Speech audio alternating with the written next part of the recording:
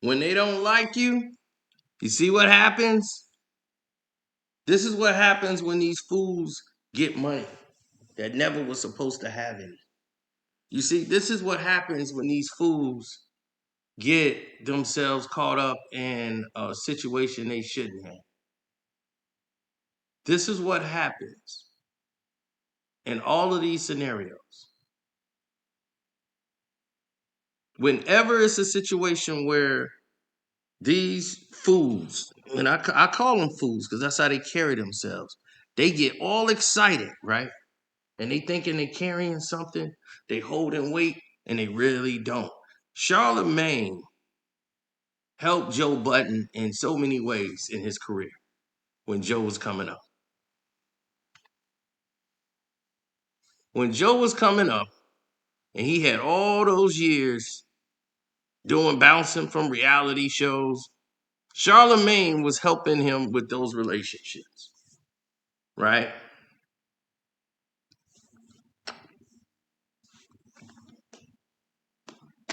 And what did Joe Budden do? He took it. They tried they do the pull-up show and all this, and it didn't work. They tried to get a network to bite on it, and the network was like, wasn't no real buzz for that.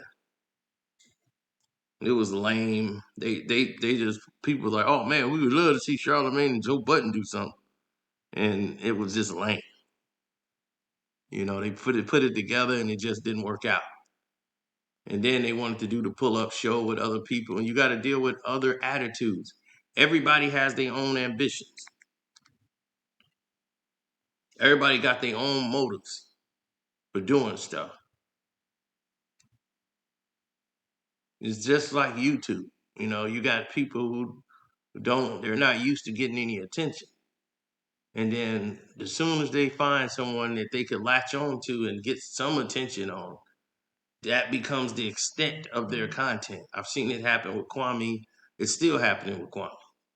People will come over there out of the blue and they the best supporter in the world.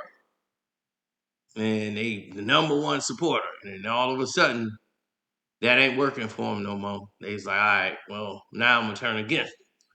And then I'm gonna get that group. And then we're gonna rally over here. And this is what it's gonna be about now.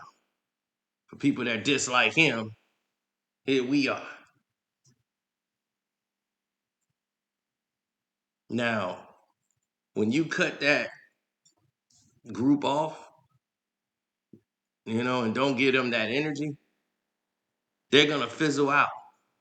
But they act like they got the group they got based on hating Kwame Brown. No, you got the group you got for being associated with Kwame Brown. That's how they got there. But besides that, nobody would know you. You see? So it's the same thing here. Charlamagne contacts, Charlamagne's relationships and stuff that he has in that circle was helping Joe Budden. Him being on the Breakfast Club. Envy didn't bring you on there. Charlamagne was bringing you on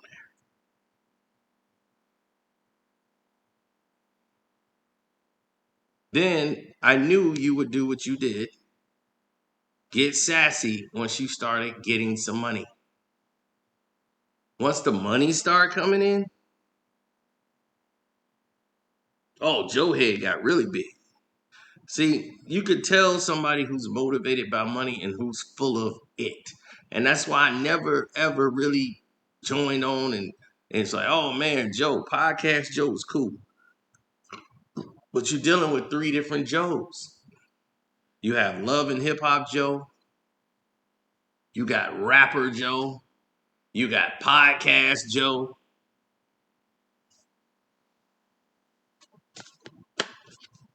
You never know which one you're going to get. You don't know which one is going to pop his head up and start yapping and complaining about something. Yo, I'm not mesmerized here. Now, everything he said about Charlamagne was true, but it was ridiculous that you would take that approach towards him.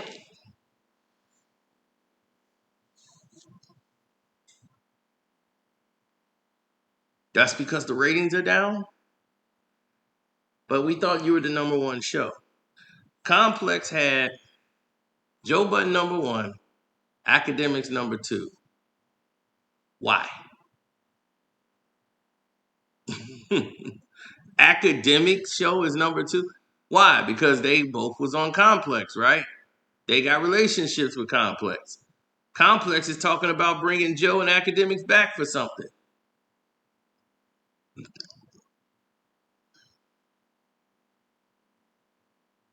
You see, nothing's really damaged in business to say they will never do business with him again. No, that's not how business works. They'll do business with you again when it makes sense to do business with you. See, nothing was personal. Joe Taken was acting as if it was personal, but he's gonna run back to Spotify and he's gonna run back to um to Complex. But see, now he's in a better position. But the money has made him arrogant. I've seen it, the pride go before the fall. I'm glad I never was like that, ever. When I was at my height, I never felt like I was bigger than everybody because I know how this industry works. I know how these people are. I know how this game is. I've seen people come and go. You got to understand, I've been around celebrities when at the height of their celebrity. And then when they started to come down from that celebrity, I started to see how people acted around them and treated them like they was a pariah, like they had some type of disease or something, and they couldn't be around them. The same people that was friends was weird, and they never did anything wrong to these people. That's just how the industry works. When you hot, people you don't know come up and shake your hand. Oh, hey, how you doing, sir, man? Yeah, you're great. Yeah. Next thing you know, nobody comes to you. They coming up to you at all. You can even speak to them and go, oh, hey, how you doing? Oh, yeah, I remember you. Yeah. You taking care of yourself? Cool. I'll call you. I'll call you. It's like, all right, that's the end of the conversation. I just want to get out of here. They're not going to call you. And you're not supposed to expect the call because they're not going to call you. It's just something they say. They just all lie in Hollywood and California. Trust me. Yeah, I've seen it. It blows my mind still to this day because I can't believe it. I'm just like, what? He said he was going to call you at 3 o'clock. Like, he not gonna call? Like, I'm confused because I'm used to people being real towards one another. But he brought up a very interesting point, Joe Budden. He wanted to throw out Charlamagne's business of how Charlamagne is broke. Charlamagne, you ain't even got $10 million. You're using other people's talking points about Charlamagne and trying to act like it came from your brain, but it's weird to hear you have that conversation about Charlamagne and money. Because Joe, you just got money. I just showed you. It wasn't even that long ago. You're there with the dirty white tee on what's his name's couch. You was on Park's couch in a little apartment space doing podcasting. You got the microphones. I don't even think you own the microphones.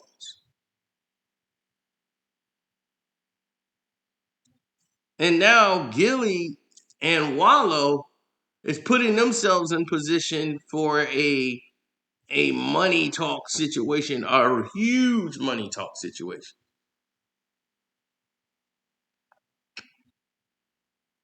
And since Joe liked to talk and he loves these $1 million talks,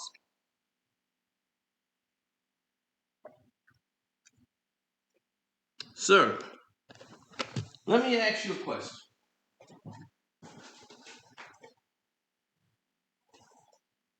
And it's just because I'm curious. Why is it that you got to compete with Charlamagne, who created a platform, the B Effect, even though iHeartRadio runs it? He got a platform in which all these podcast shows that are black could go over there and be distributed across major platforms.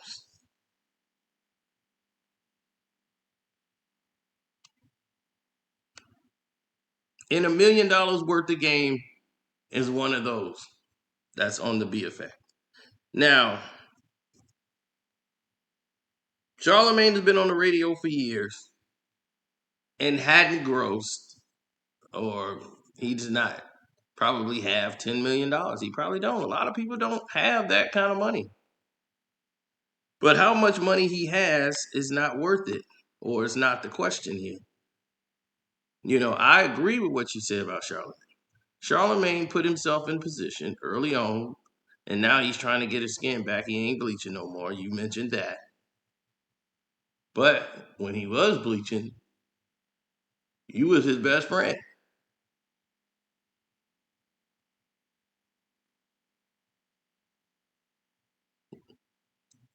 When you were on dust,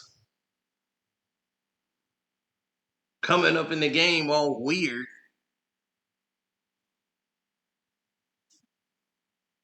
doing a whole bunch of weirdo activity, stuff that you should have probably done jail time for. We're not going to go into that. How is a sponsor going to touch you? Oh, because the woman was black. Had that girl been a white girl on a podcast show and you did all that cringy stuff that you did, that we saw on camera, and made her feel very uncomfortable, calling her at night, not talking about business, trying to get her to sleep with you. Total creeper. But this guy was your buddy. Y'all were friends to the end, Heidi Ho. Now all of a sudden, he's a pariah. Oh, now you don't like him. Now all the things people said about him back then, now all that stuff seems to matter. Now you have an epiphany about every little thing that's concerning him. It's quite interesting to me that that's the case now. Isn't that interesting? Ain't that something? Now you want to complain. See? He says Charlamagne probably don't have $10 million. Joe Budden, right now, you don't have $10 million.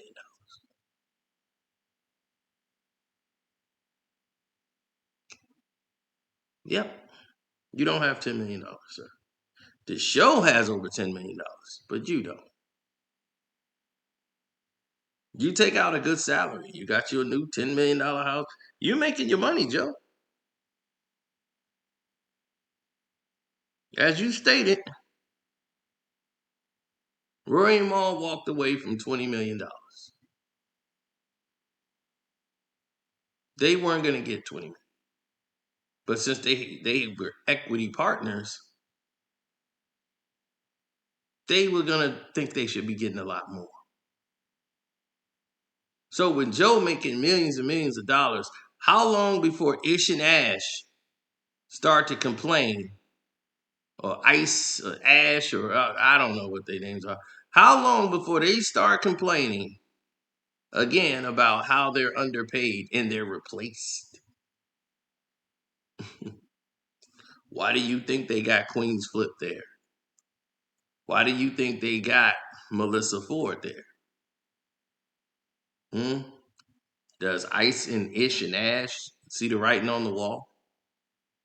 Do you think they're gonna have 6 people on a microphone for very long? You think that's the play? Hell no, it ain't the play. But we'll get there. We'll get there. Well, they don't see it, but we see it. That they're being ostracized. Melissa Ford was supposed to give the female's perspective on the show. They never had a female's perspective because Joe was looked at as a misogynist. So now they realize we need a woman's perspective on here. We're losing in the female department. And now that Melissa Ford is on the show, they're still losing in the female department. And it's because Melissa Ford, even though a lot of people like her, there's more guys following her than girls. She doesn't have a strong female following. She have a strong male following. Now they're trying to get to the gay and lesbians because the lesbians start looking at Melissa Ford and want to go on her OnlyFans to see some stuff. But I ain't trying to see no 45-year-old, video vixen. But hey, I ain't saying 45 is bad and they looking bad. I'm just saying that's somebody else's stuff. At 45, that's somebody else's property. I want to find some nice and firm, a good 28 to 35, in that area. But, what I'm saying, to each his own. But those guys are going to be replaced. So Joe can go ahead and put on any face he is. He's a scumbag. And there's no doubt about it. Joe Budden has always been a scumbag. And everybody's going to act like he's a good guy and you try to root for him because he was the underdog. Nope. He was no crusader of anything. He's a scumbag. And what do a scumbag do? A scumbag will go ahead and make a play that don't make any sense to anybody in the world. But a scumbag will go ahead, make a play. It don't make sense. But once they make the play, here's what the scumbag's gonna do.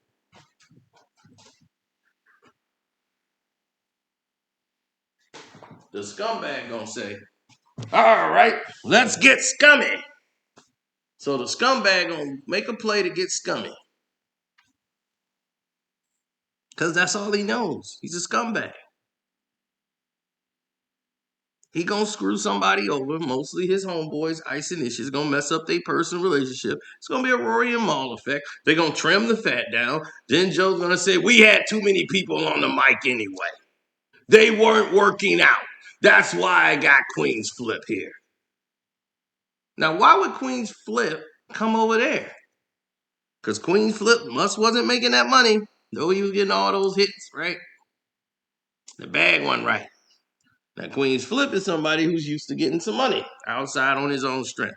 So his movement is going to be a lot larger, and he's going to have a lot more to say.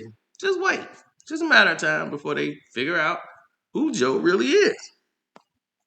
It's going to happen.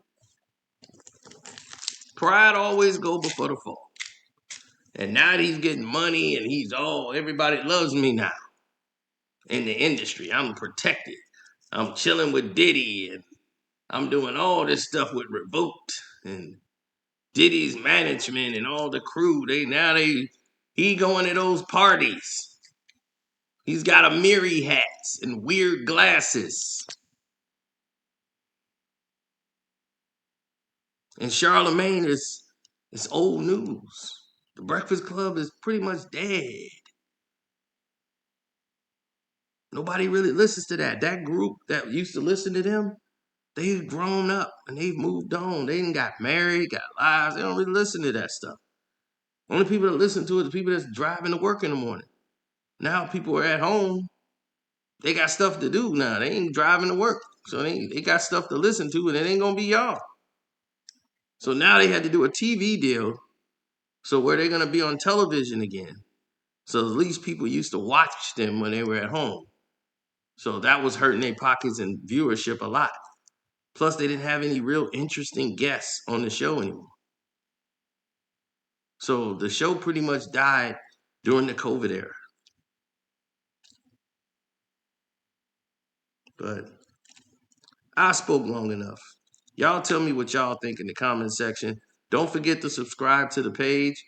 Don't forget to join the Patreon. The Carcino for Life Patreon is going to be real interesting tonight. And then definitely check out Kwame Brown Bus Life, Kwame Bus Life 2.0, and the Kwame Brown Bus Life Patreon. I'm out.